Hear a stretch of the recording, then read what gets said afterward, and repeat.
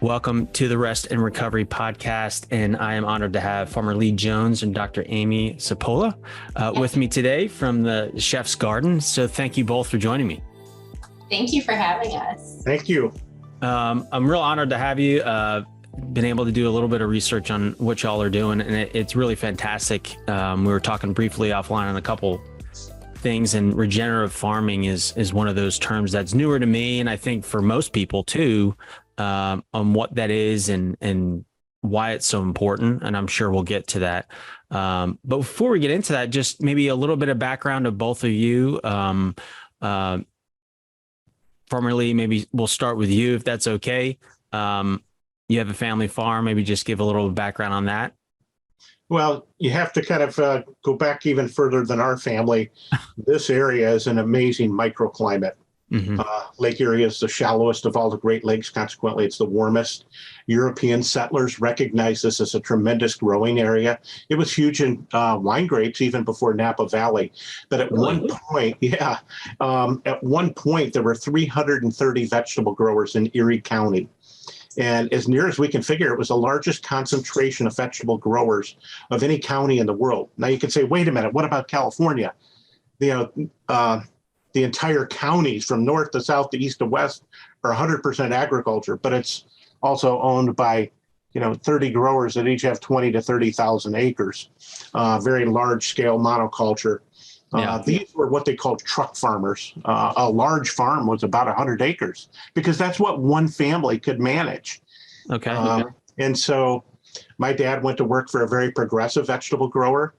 And at that time, roads and refrigeration were just starting to develop to the point where outside competition was happening. And it's hard for us to even think about the fact, what are you talking about? I mean, we can be on a freeway and from here in Huron, Ohio at the Chef's Garden, we can be in Chicago in 4.5 hours. Okay. So we can move across the country pretty freely today. We take that for granted, but it wasn't that far in our history, going back that roads and refrigeration had not developed. And it's kind of ironic that we have the regional distribution of food that we're seeking today. And we're kind of going full circle. But as those roads and refrigeration got better, the outside competition came because the economy of scale from Georgia, from Florida, from Carolinas, from Arizona, from California, where they could do it on a bigger, broader scale. And of course, chain grocery stores came into play.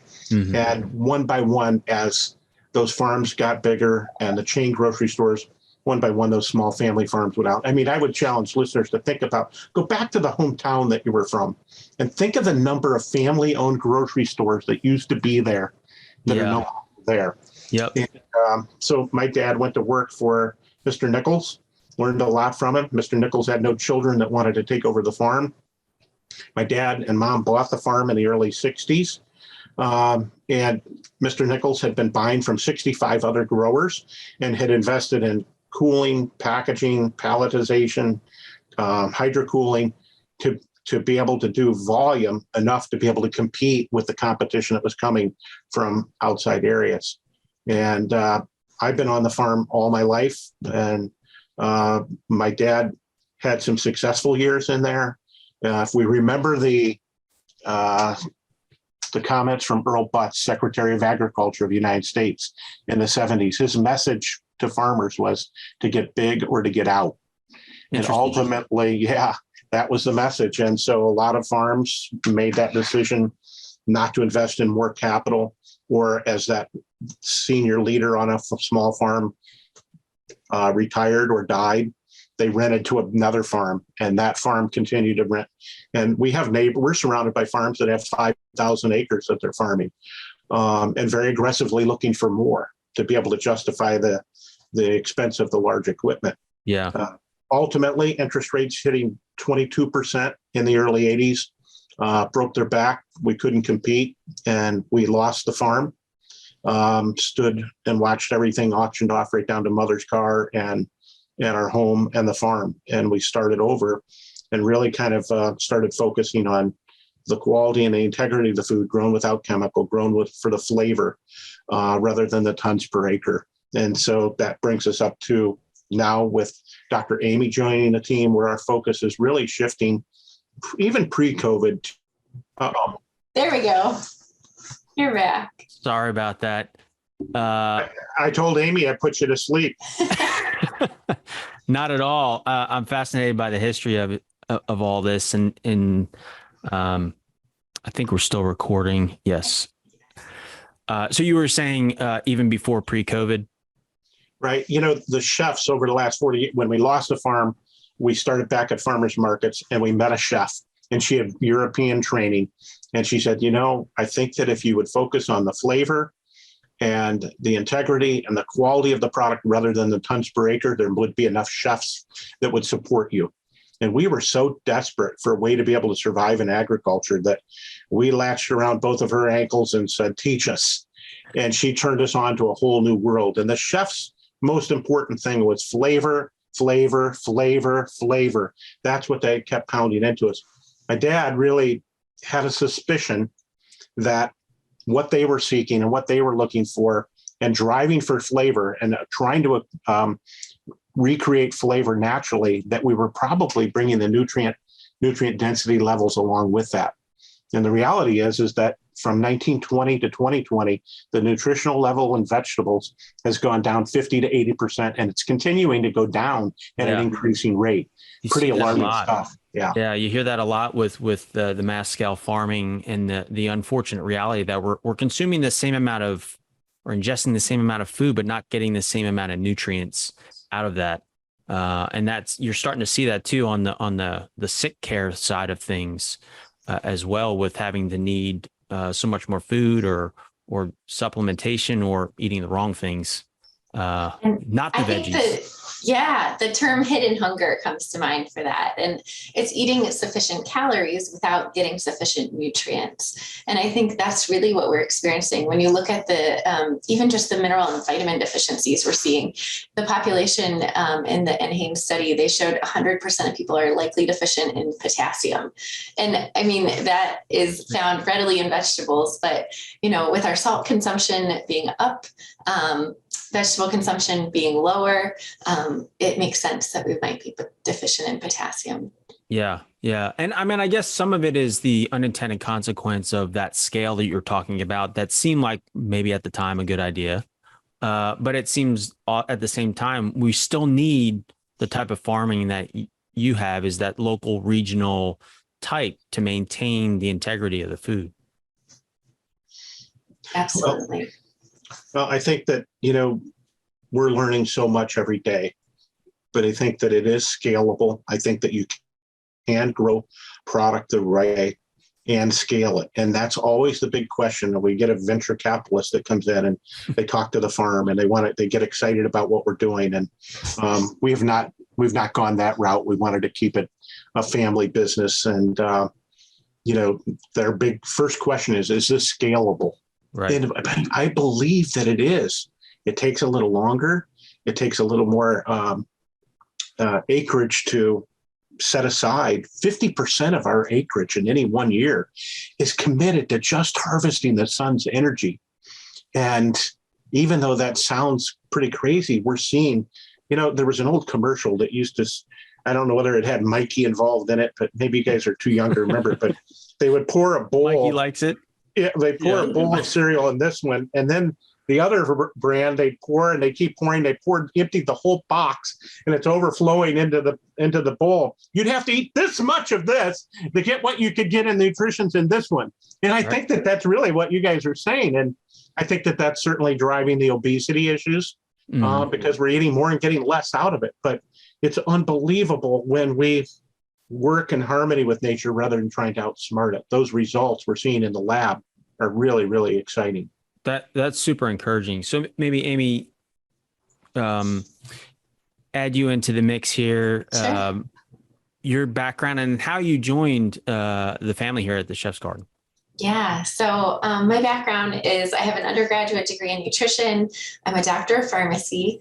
I went to Ohio State, and when I graduated, I was recruited by Mayo Clinic. So I went up to Mayo Clinic in Rochester, Minnesota, worked there for a while, went into specialty pharmacy where I worked with oral oncology. So people who have cancer, organ transplant, and my specialty was really hepatitis C when the new oral drugs were coming out. So was very, very specialized, and then went into another hospital that was more rural, where you kind of became the jack of all trades and really began getting super interested in gardening and food as medicine, and worked with our wellness committee there to do a hospital garden, working with the food shelf to provide food to like local residents. That wasn't the packaged processed stuff that you normally see at a food shelf. And we really worked on bringing in fresh fruits and vegetables. And then I created a Veggie RX program where we were prescribing fruits and vegetables from our local farmers to our patients, which was incredible and is still going today. So I love, love, love this work, both personally and professionally. I became a certified wellness coach, went through the Institute for Functional Medicine certified practitioner program, did a 2-year fellowship in integrative medicine, but I really believe food and nutrition is foundational. You cannot supplement or medicate your way out of a poor diet. And we see that in the statistics today. We know 1 in 10 Americans are reaching the USDA recommended amounts of vegetable consumption. And it's just 2.5 cups a day, or 3, depending on who you are. But Yeah, it's really quite low. And we're still not getting there.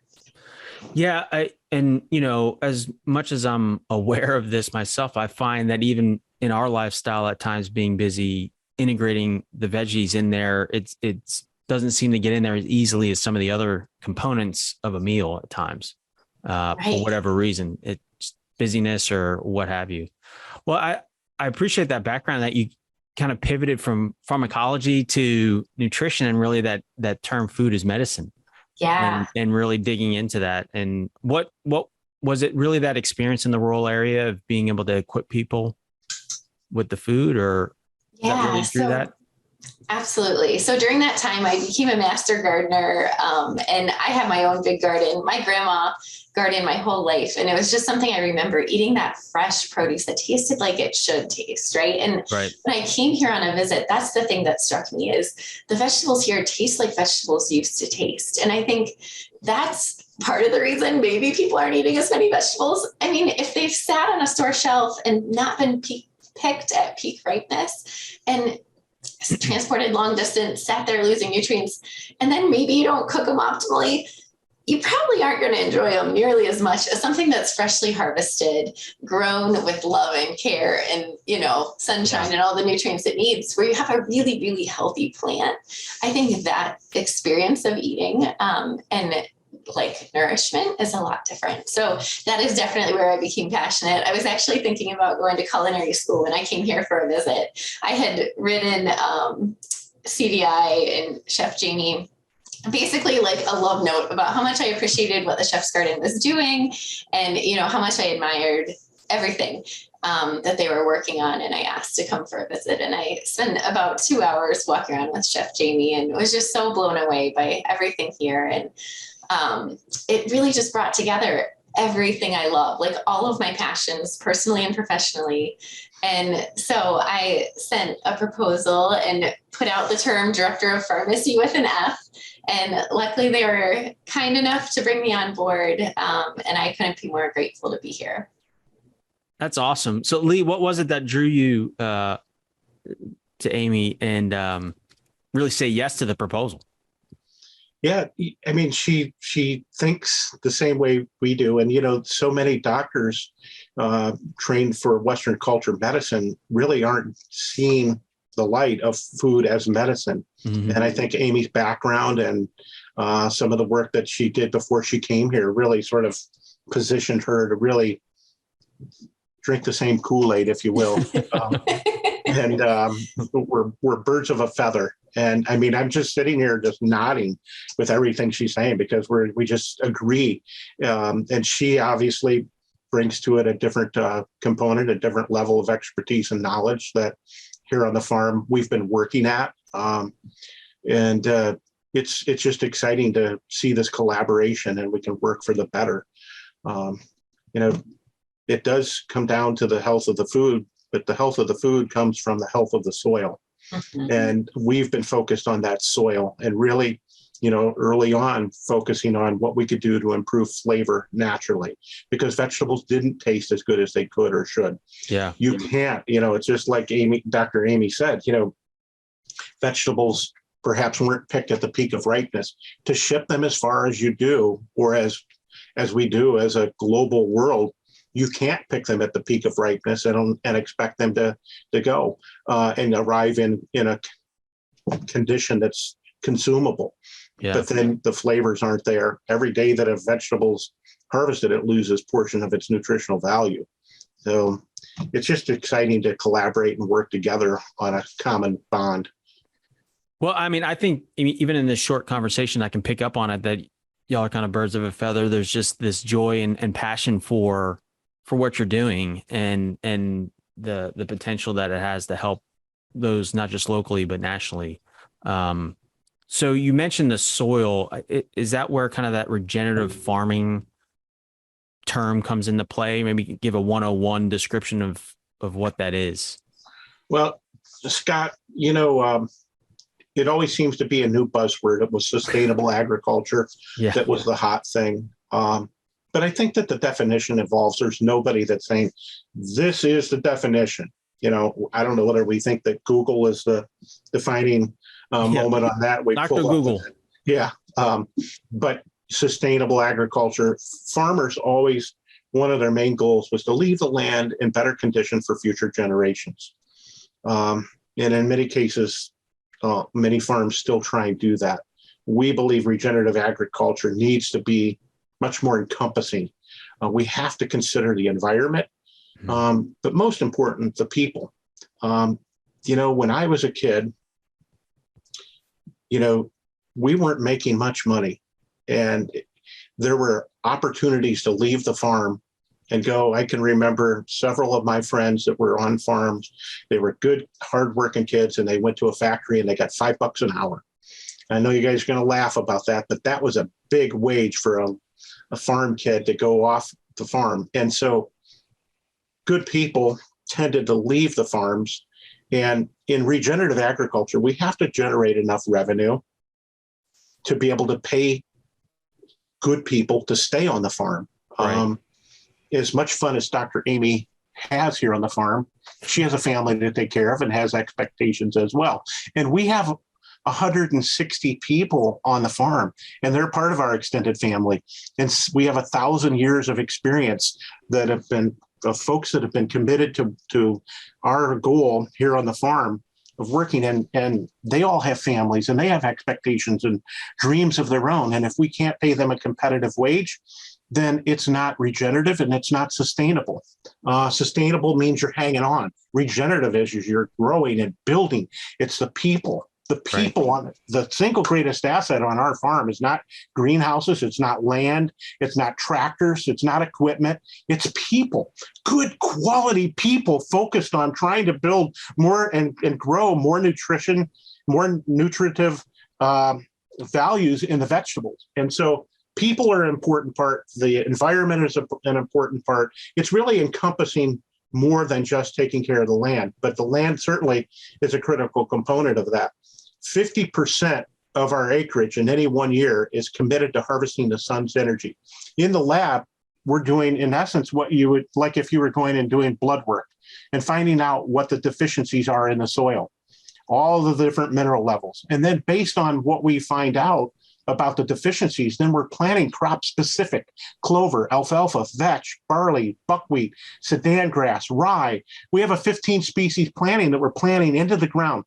So based on the deficiency that we find in the soil, we're planting crop specific to harvest that energy. It's coming down through the plant, through the root, into the soil. And then when we plant the turnip or the beet or the carrot or the radish or the spinach or whatever it is we want to consume, it's picking that back up and it builds our immune system. It's almost kind of like Eastern culture versus Western culture. Amy, maybe you can jump in and talk about on a more profound level than a layman at the farm. No, and that is so spot on. And I think, like Lee had mentioned before, we know healthy soil equals healthy plants, which feed healthy people. And again, create a healthy world, right? Right. And so I think a big part of it is the microbiology of the soil as well. So we know, just like we have a microbiome in our gut and on our skin and in our mouths, the soil has a microbiome. Even the root structure, like the tips of the roots, have their own microbiome. Really? So, yeah. And I had so, no idea. yes. And so those microbes being healthy and present in the soil, which is achieved by minimizing tilling, having those cover crops, that really impacts the health of the plants. And we know when that plants are healthy, they require less synthetic inputs, which is amazing. And they resist that disease pressure or pest pressure naturally, again, without inputs. The other thing I would say is when you come to our farm, you will barely see any bare soil. And even between the rows, we're, planting crops and mowing them. And so I think it helps, especially in more variable weather conditions where you're seeing drought, you're seeing a lot of flooding or rain. It really helps to maintain moisture in the soil and requires less need for irrigation. Reduces the erosion. Yep, and reduces erosion. Scott, I wish you could see this tomato field right now. The tomatoes are staked. They're 4 feet tall. The tomatoes are beautiful on them. And in between, there's like 6 feet in between the rows. Yeah. And there's clover planted in between the rows, harvesting the sun's energy. It's going down through the roots. And then the tomatoes are feeding off of that. It's regenerative. It's just so cool awesome to see it work. Yeah. And then you can taste it in the tomato.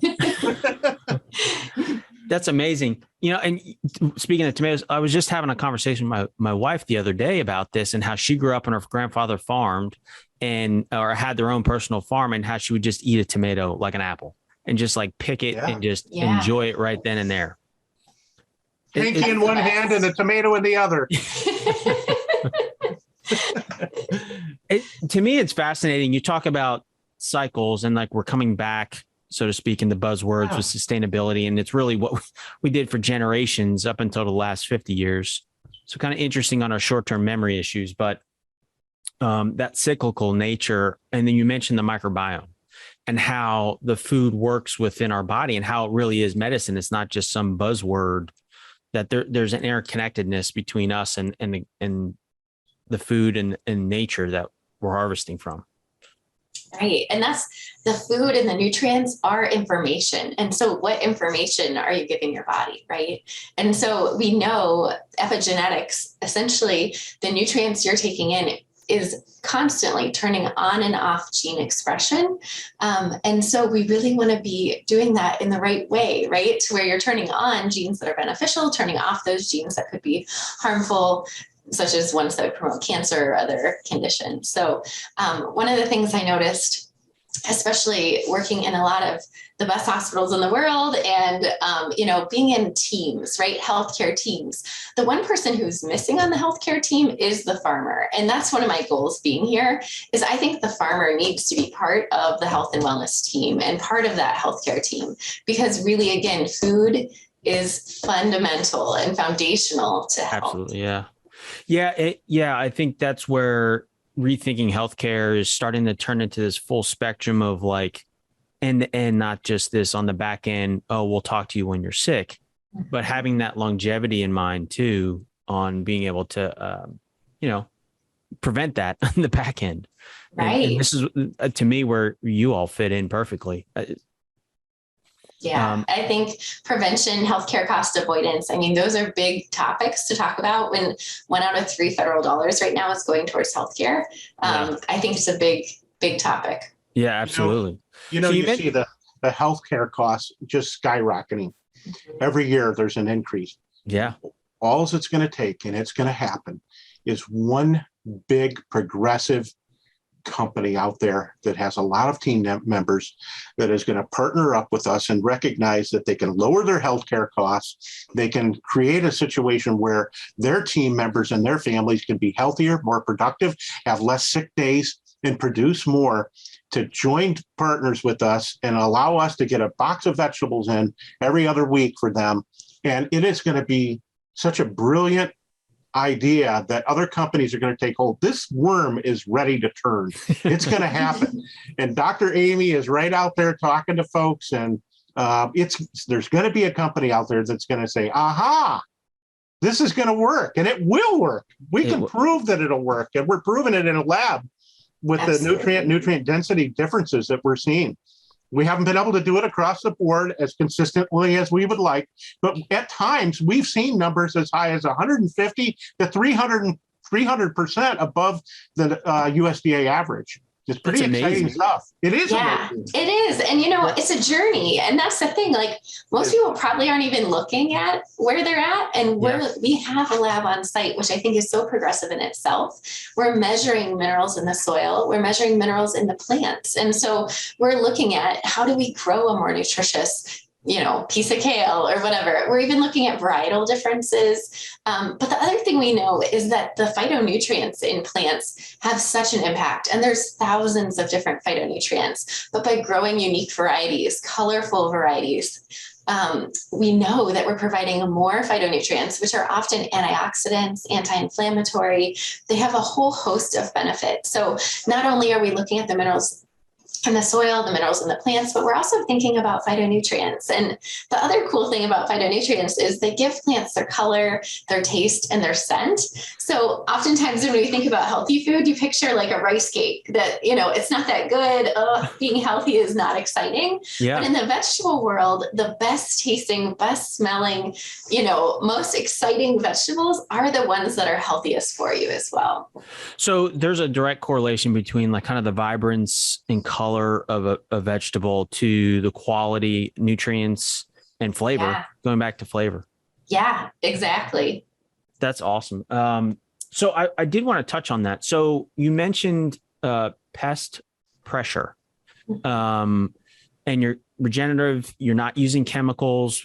Last 50 plus years, we've been told we have to put this kind of stuff on our food to prevent the pests. How do you maintain that high yield and quality without having pestilence taking over? Well, let me tackle it first from my end, and Amy, you can follow up. We don't call ourselves organic. If we do get in trouble on something, we will put something on to help save a crop. I don't know if you guys are old enough to remember, there used to be a show on Sunday nights called Mutual of Omaha's Wild Kingdom. And it was an insurance company, and they sponsored a show. And for us farm kids, it was really cool to get to see places that we had never gotten to experience, Africa and different places. And they would show a herd of gazelle, and the cougar or the tiger would track down the herd of gazelle. And which one would they attack? The weak one or the old one? What's really cool is that insects operate under the exact same premise. Insects will attack weak plants. It really goes back to what Dr. Amy said earlier. Healthy soil, healthy vegetables, healthy people, healthy environment, or healthy world. And if we can get those soils in balance, and then we put a healthy plant into it, the very best offense against the insects is good defense. Or you can flip that around and say it the other way around. It's unbelievable. An insect goes to that plant and it tastes too healthy, too sweet, and the insect won't go to it because it's too healthy and it's growing and it's alive and it's vibrant.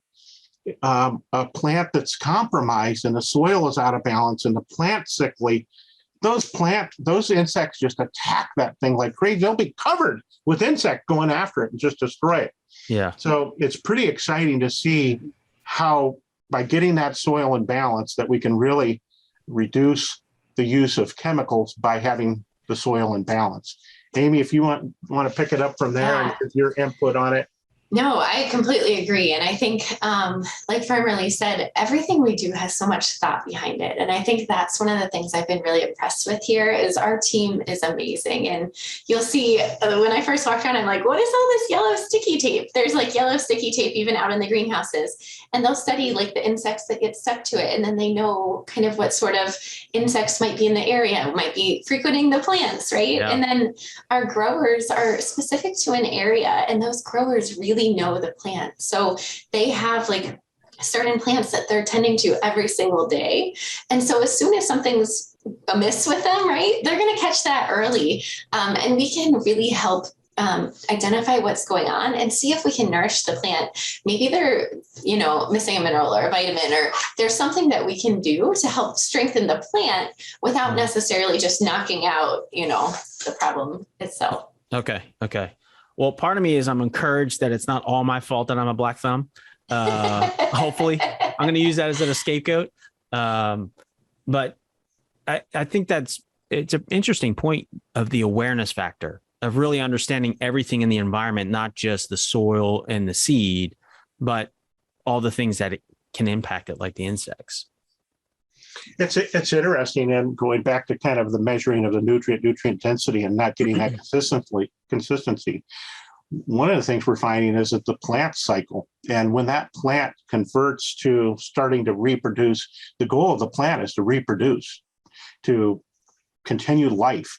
And when that plant's job changes and it starts to go to trying to reproduce seed, it's in layman terms, we call it shooting a seed stalk.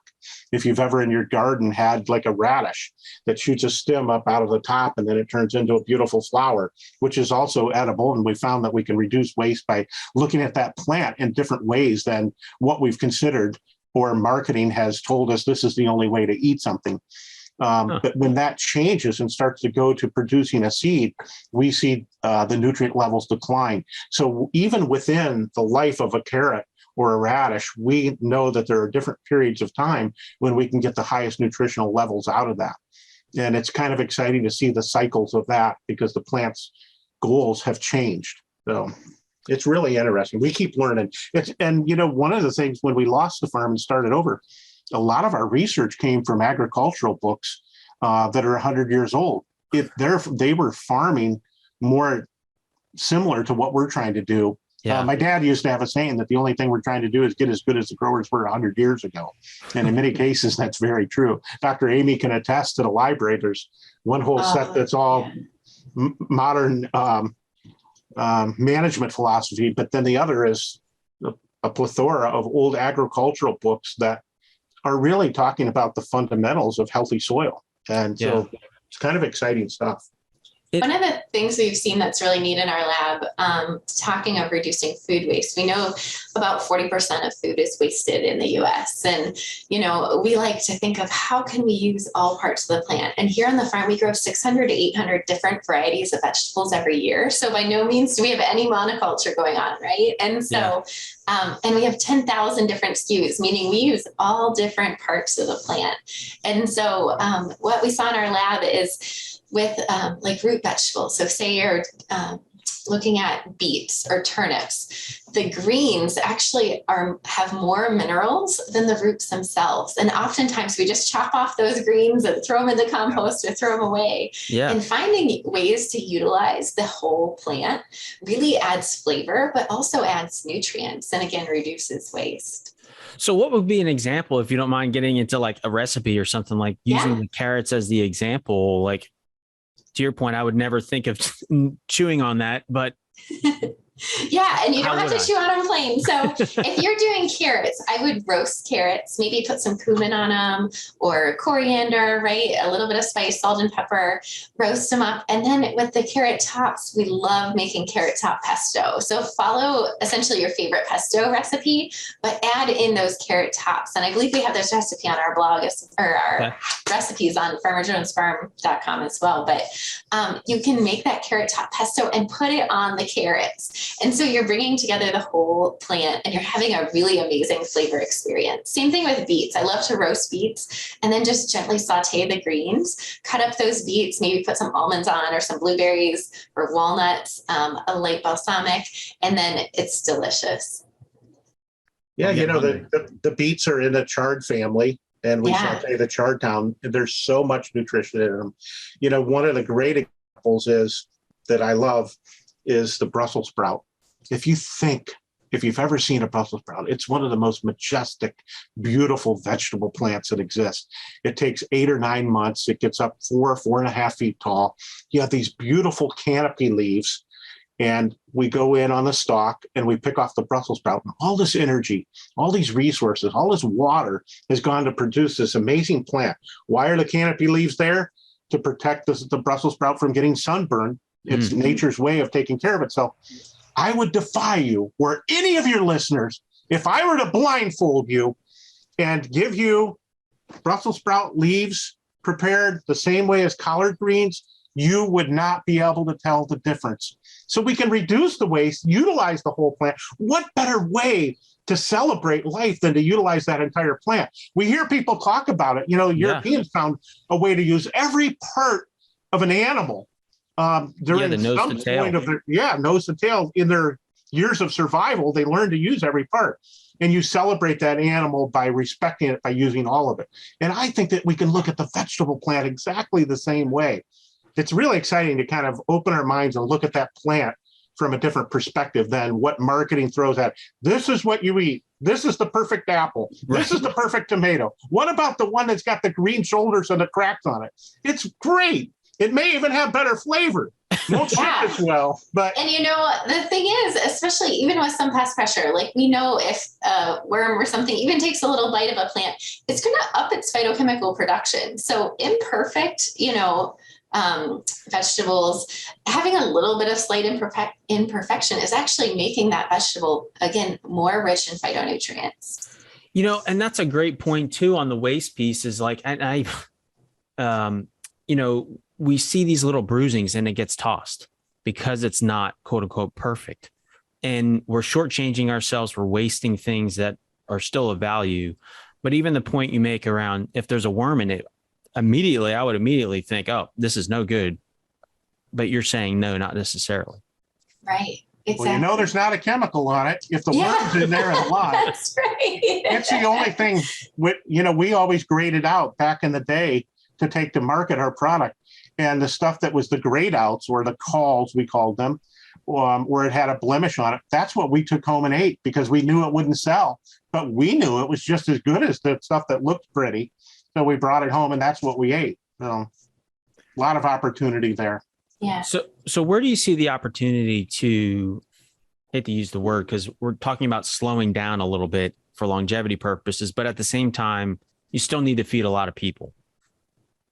How do you, repackage this or scale what you're doing?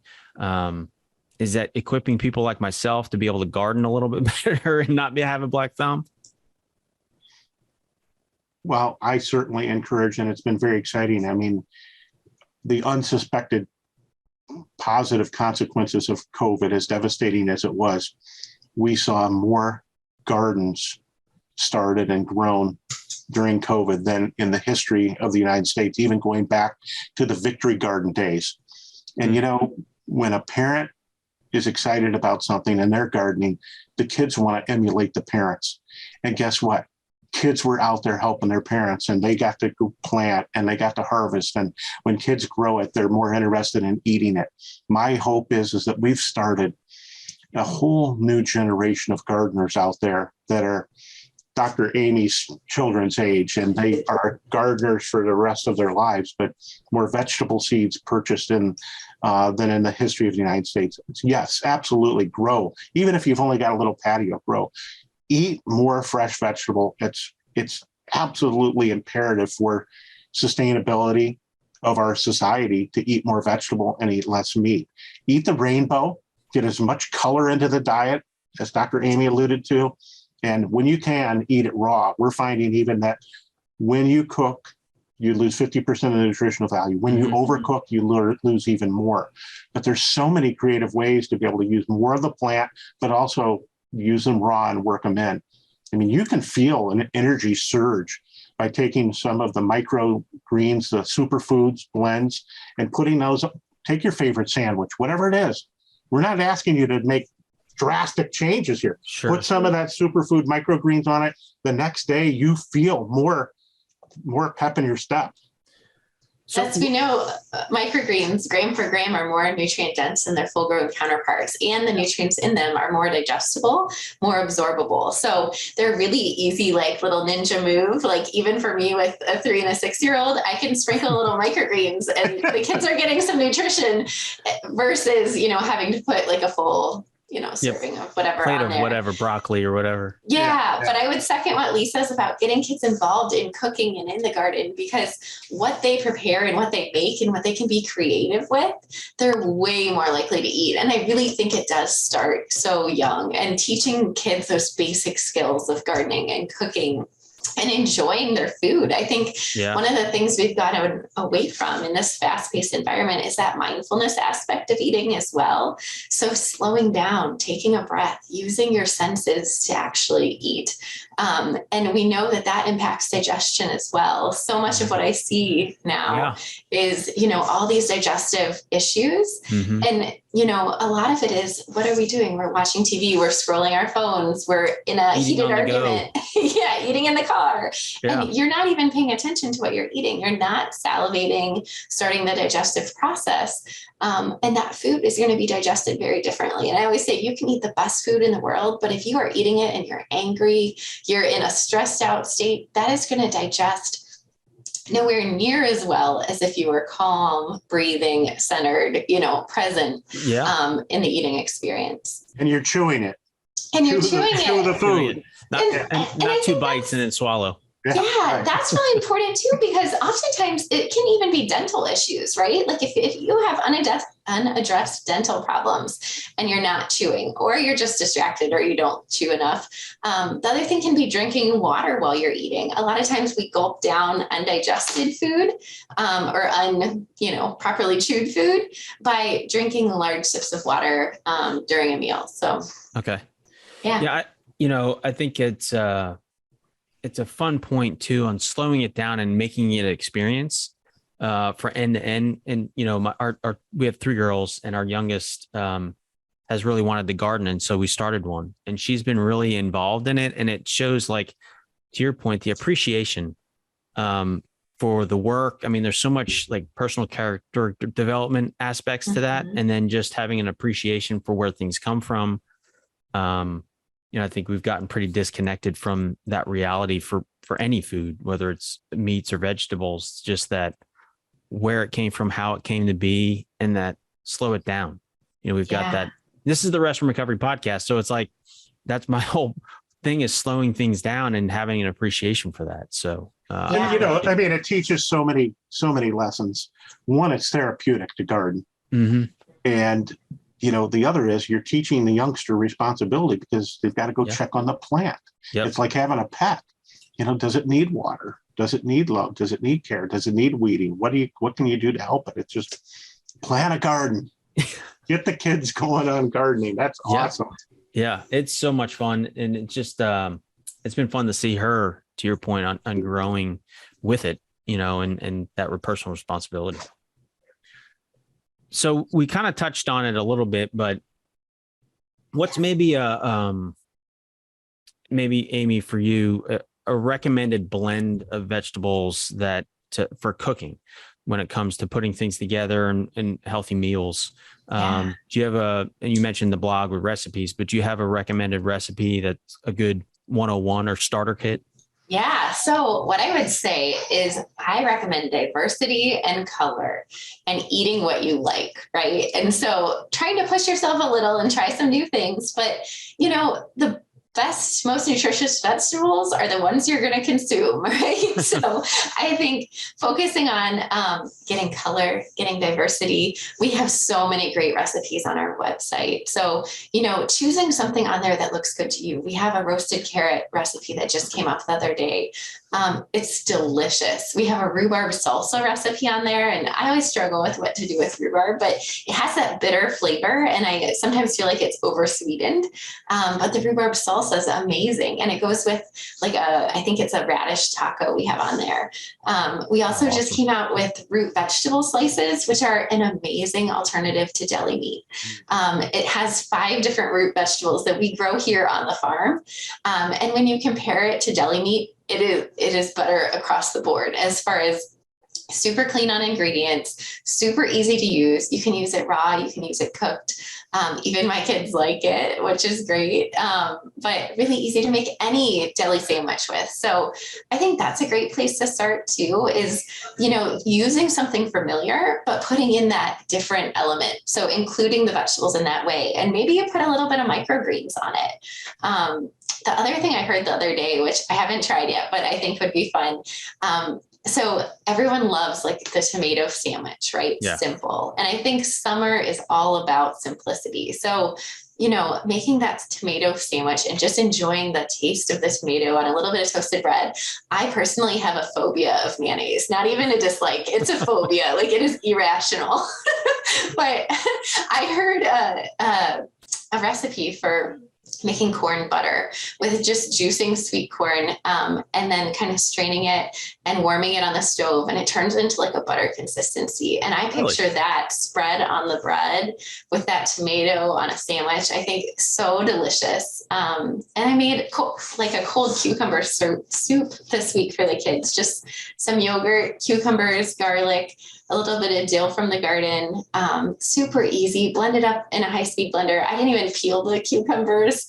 It took about 5 minutes. But I think summer is about simplicity and appreciating the real flavor of the vegetables. Yeah. Because this is peak season. So really, simple preparation is the best. That sounds, I'm getting pretty hungry. So you talk about seasons. And so there's a cyclical nature to when you plant certain things, or, end of July, coming into the fall. Is there a good time to start planting now, or is it too late, or is there a bad time to plant?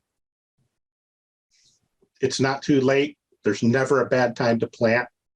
Obviously, things that are going to be longer season, and Sure. the tomatoes, peppers, and eggplant are all tropical plants. So we need a long season in Ohio. We need to start those early. We'll start them in the greenhouse and then transplant them after May 15th. But this time of year, absolutely anything that tolerates cool temperatures and thrives on cool temperatures. I think you could still potentially get broccoli in, or sprouting broccoli in, spinaches, kale, arugula, any of the greens. There's a plethora of things that you could plant now, and actually some of them are so much better once they get some cool temperatures on them. But the thing that I would not overlook, even in a small scale garden, it's a garden, or on a larger scale, is just like a relationship. If we're always taking from that and never putting anything back, it's not sustainable and it's not regenerative. Right now would be a great time to put a late summer crop of buckwheat in. And you could feasibly grow that out when it starts to bloom, work that into your garden, and then put a wintered over crop of rye and leave it. It'll stay and it'll continue to even grow ever so slowly, but it'll also hold the soil in place in the garden. And it'll take off growing way before you would imagine, in even February and March. And it'll start harvesting that energy. And then when it's time to start in the garden, work that in, and then start and put, the radishes and the spring crops in. But almost divide the garden up into thirds, and always have that opportunity to be giving back and just keep rotating and almost leapfrogging. So you're putting back in so that you can take out. And it's just it's symbiotic. Yeah. As life is. Yeah, absolutely. Keep planting. Yeah. It's, I don't know if you're faith-based or not, but it made me think of the tithe, and that you give back 10% of your earnings back to God as part of this regenerative process. And it's a very similar principle that you're speaking to, is allowing, you mentioned, what is the term? Harvesting the sun's energy to really facilitate that process. Unbelievable how many references in the Bible are to harvesting. And, there's many, and me personally and our family is faith-based. Absolutely. We feel very, very close to our faith on the farm, for sure. That's awesome. Yeah, I'm sure you get to experience that just walking around and seeing the beauty of it all growing. No doubt. So I mentioned my black thumb, but there's, for the beginners out there, we mentioned a little bit about recipes, kind of beginners, but you have some options. It seems like you've just started with the Farmacy boxes. Is that right? To help kind of equip folks to get a feel for what the tastes are, especially if they're unfamiliar. Maybe explain some of those boxes and the different flavor palettes, I guess you could say, of those. Yeah, so pharmacy with an F is really about being able to nourish people and to help them with whatever condition they're dealing with. So the first one is the Eat the Rainbow box, which is sort of self-explanatory, but it's really a color from a vegetable representing every color of the rainbow every month, and we're seasonal. So it changes every single month based on what's in season. So that box really just helps that diversity. It's really focused around phytonutrients. The other boxes we have a powerhouse box, which is based on the CDC's powerhouse list of fruits and vegetables. They looked at 41 different fruits and vegetables and ranked them based on 17 different nutrients, and they had to contain 10% or more of those nutrients to be on the list. So that box is really nutrient dense, primarily around vitamins and minerals. I like to say that one is like the multivitamin box, right? So if you're looking for like a multivitamin, that is the box. It's amazing. And so then we have a digestive health box, really focused on, biodiversity in the gut, fiber, phytonutrients. How do you increase or improve digestion or optimize it? And then we also have a heart health box with vegetables in it that we know help support heart health, being things like garlic, which is great for blood pressure and cholesterol, our greens. We also have a high nitrate green box, and that heart health box has some of those high nitrate greens, but the high nitrate box, those nitrates in your body are converted to nitric oxide, which helps open up your blood vessels and helps that blood flow. So not only great for cardiovascular health, but also great for athletic performance. So those are our main boxes right now. And we also just came out with a build your own box function. So I took the research that's out there, looked at the vegetables we have, and looked at specific conditions, such as like cancer prevention, reproductive health. So, if you're pre-pregnancy, pregnant, breastfeeding, if you're looking for immune health, those sorts of things, you can go on there and click in and then build your own box with vegetables that are supportive to those conditions. So you can find a lot. It's under pharmacy on farmerjonesfarm.com. That's so awesome. I mean, I immediately started thinking, I have some collaboration with a naturopathic doctor, and going back to the food as medicine is like, that really should be the prescription, not some little box, right? Just you've got this, that, or the other, and you've already customized some of them or curated them. So that's awesome. I love it. Thank you. We really hope that healthcare providers will steer their patients towards it too, because I know people will search it out on their own, but wouldn't it be amazing to sit with your doctor in their office and have them say, here, let me show you, let's sign up for this, or why don't you take a look through here, see what things, suit your taste on this list. And I think that would be a really neat interaction. Yeah. Start handing out seeds as opposed to bottles of pills. Yeah. Vegetables. There's those great kind of cartoon drawings of the pharmacy with an F, and it's, vegetables at the pharmacy counter. And I think, that's the direction. It's going to happen. It's going to happen. It's coming. I completely agree with you. I really do. I think we're on the cusp of it. And I think that the last couple of years has helped amplify some things and reset some things to refocus on where things came from and to slow down a little bit and appreciate things. So I think, I look forward to seeing where y'all take it. We're kind of coming up on time. I know I can ask a few more questions, but I really appreciate the mission, the joy, and the energy y'all have for what you're doing. I do want to close some things out with a couple questions, a bit of a hot seat, nothing too heavy for each of you. So what are you reading right now? Amy, I'll start with you. Oh, good question. Okay, so I have to tell you, I'm a little bit of a bad reader because I read like 5 things at a time. I'm guilty of that as well. So I'm reading a book on regenerative soil health. That's on my nightstand, but also this is a wild card. Laundry love. And laundry is such a monotonous thing, but it's honestly it's by this guy who's a fabric scientist, and he is talking about ways to do your laundry and like it stains out with my little kids. That's very important. So that's another book I'm reading. Okay. Lee, how about yourself? Anything Well, on the nightstand? I have joke when it comes in the mail.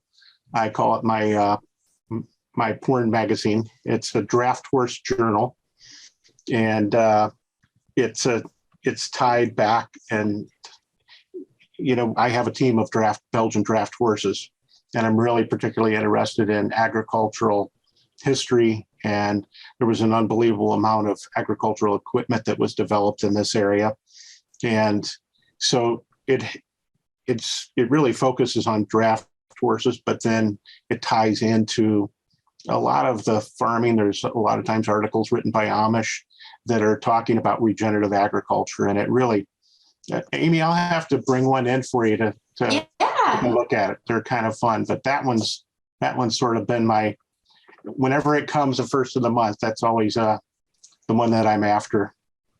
Fun. Love it. Awesome. Okay. So what are you listening to right now, be it music or podcasts? Amy, I'll go with you first. No pressure. Genius Recipe is the podcast I listened to yesterday. And that's the one where I heard about the corn butter. So, yeah. All right. Lee, how about you? We're reopening a farm market right now that burned to the ground January 14th. And I'm not listening to any of them right now. Sorry, I know that's a little boring, but I should have been ready for that. But no, listen to the birds and the bees out farming, right? Yeah, that's right. All right, last one. Do you have a morning routine, and what is it? Yes, absolutely. I think morning routine is important, even if it's not even much of a routine. But I just bought a Peloton bike about 8 days ago, and I've ridden it every day now. But usually I get up, I have a puppy who's 5 months old. So I walk my puppy, ride the bike, and then spend a little bit of time before my kids and everybody gets up, and my husband, and, breathe, stretch, enjoy seeing the sunrise. I think as far as circadian rhythms go, it's so important to see the sunrise and see the sunset. So that's part of my morning routine and my evening routine. Okay, great. Lee, how about yourself? Well, I think I'm about on the same path with Amy, but I think I'm a little over 8 days, but 3 years ago was swimming 5 days a week and doing really well with it. And I kind of got derailed, as life has its way of doing. A son with a brain tumor that did, and surgery that did not go well, and lost dad, who I worked with for 40 years every day, and church on Sundays. And so it got derailed. And I think that life has its way with all of us of derailing, but I got back in the pool 2 weeks ago. And it's unbelievable how far I had dropped back in my conditioning, but I hit a half mile this morning. Awesome. Woohoo! So awesome. Yeah. And I got up this morning and my body and my brain said, just stay in the chair.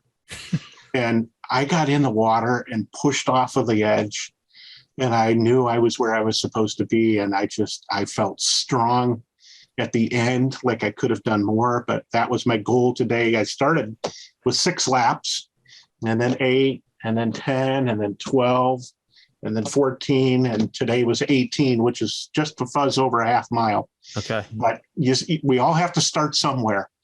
And there's guys in there, ladies and gentlemen, that have been swimming every day, and they can power down through there. And I'm slow as a turtle, but it's unbelievable how your lungs open up. And I mean, when I walked out of the rec center this morning, I felt like I had spring in my feet.